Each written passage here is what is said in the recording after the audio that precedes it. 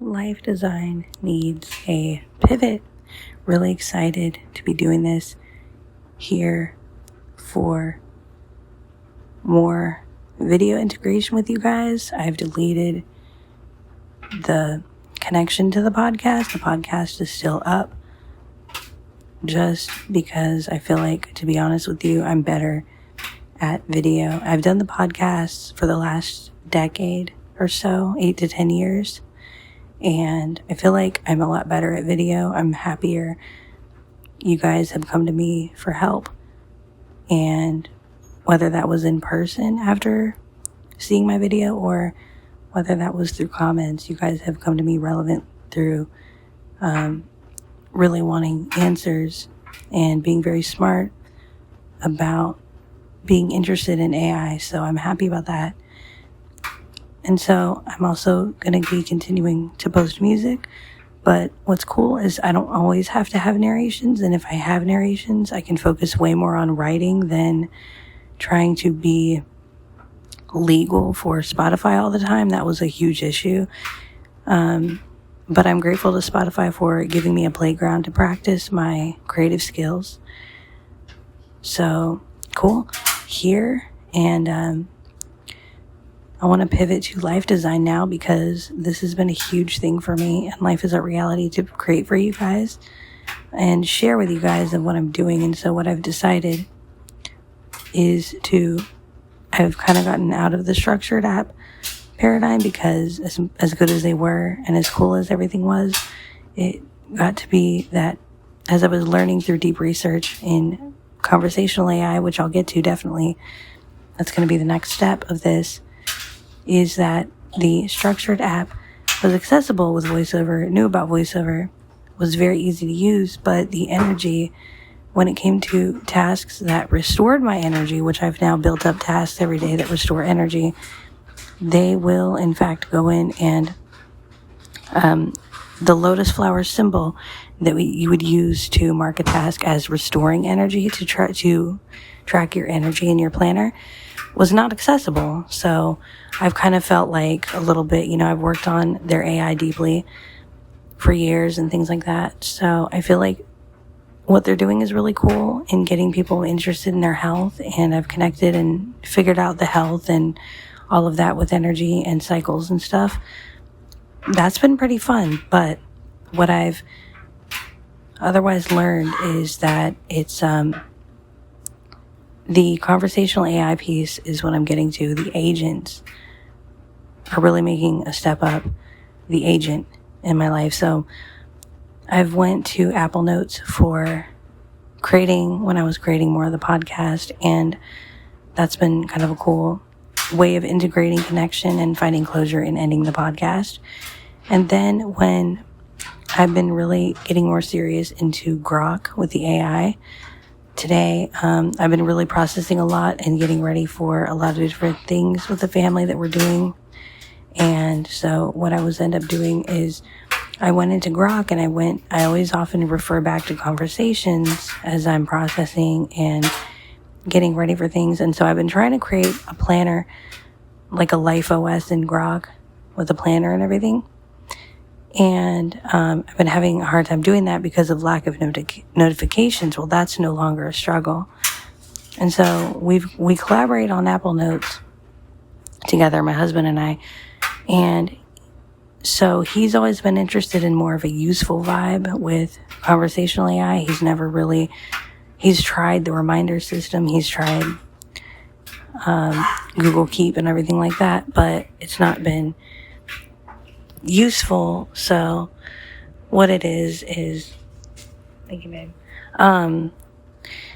It's interesting because we can use something like Grok. I've been using IFTTT for years.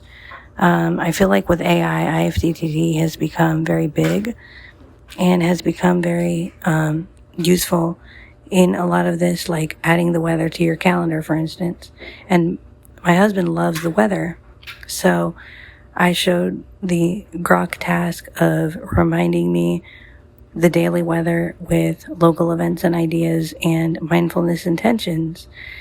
It will send me those every day if I want. They don't cap you on tasks like they do in ChatGPT, where you can do 20 or so tasks and that's it.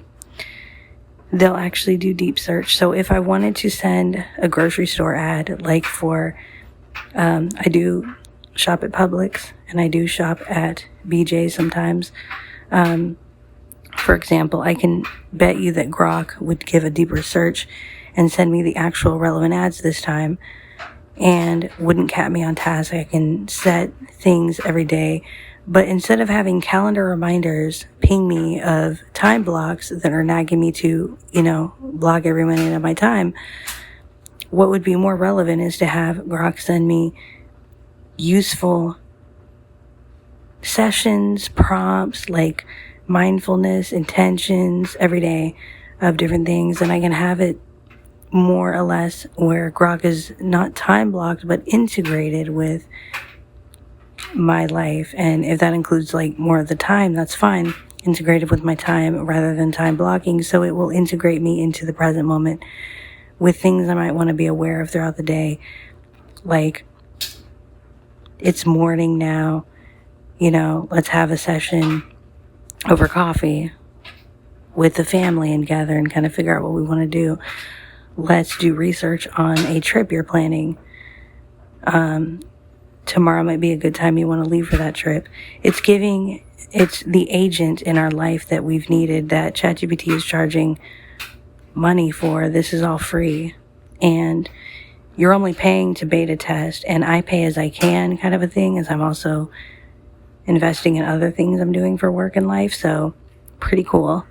Also, in consuming content, I'm consuming very select few content creators that I feel are aligning with my values, and only unsubscribing from a couple of those that I've found over the years are a little bit too into the transactional game of creating, as I've talked about on the last podcast episode.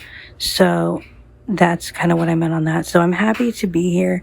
I really do feel like it's cool to be able to come in here and talk to you and update when I can, kind of a thing.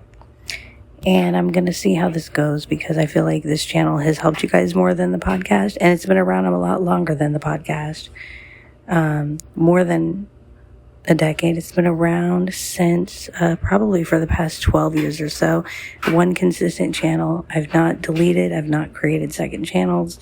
None of that shit. So thank you guys so much for being here in this pivot in life design. And I'm happy to make Grok my all-in-one life OS planner. Life design planner. I like that better. That's more me. So anyway, thank you guys so much for being here, and I'm glad to update you guys. And this isn't even Grok 4 yet. I'm excited. This is still Grok 3. So be looking out for your updates, and it's not going to tell you that the task feature is there in the App Store. You're going to have to go inside Grok, go into your sidebar.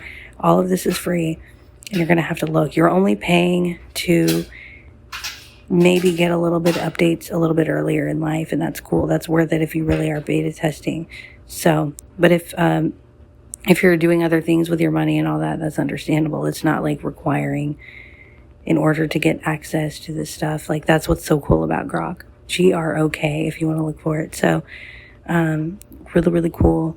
And you can go into different sections for different things you want to do with Grok. If you need like a doctor section, getting advice on the right doctors or medical advice.